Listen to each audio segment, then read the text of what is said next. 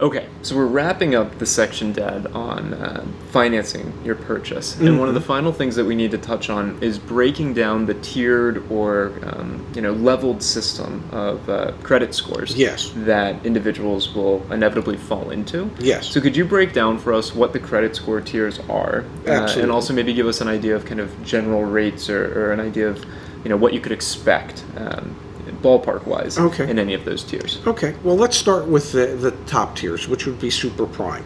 And when it comes to an automobile loan, super prime is normally considered somewhere between 740 and above, 740 to 850.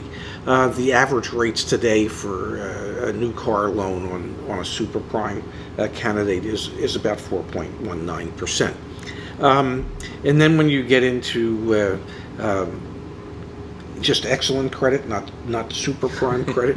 And the scores for that usually run somewhere between 700 to 739, maybe as low as 690 to 739. Those rates are just going to be slightly higher, at right around 5% on average today. Then you have standard below that. Then you have right? standard below that, and standard can run anywhere from 600 or 601, let's say, to like 680, 690-ish. Okay. And rates start to go up quite a bit when you just fall into the standard category.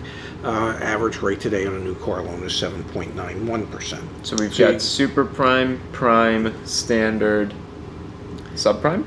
Okay, we could go to subprime, and subprime is usually 501 to 600. Okay. And literally subprime could be broken down into subprime, and that might really be 550 to 600. Sure. And subprime, which could be 549 and below. Gotcha.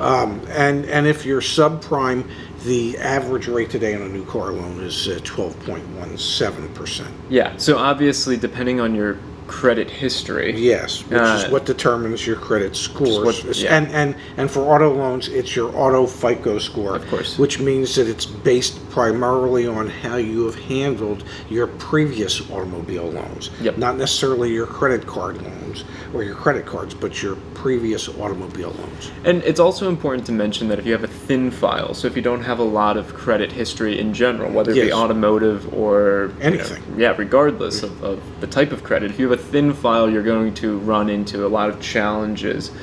Your score is not going to be that high, but even if it was and you had it with not much history, you're going to have very high rates presented to you. And so to understand what you need to qualify, these are the score ranges, and then the factors that affect those scores are, rate my dad has talked about a lot: ability, stability, willingness. Yes. If you show this history of being able to pay off your obligations, or consistency in a job, these are all things that will positively impact that credit score. And if you've shown the opposite of that, those are the things that will negatively impact your credit score.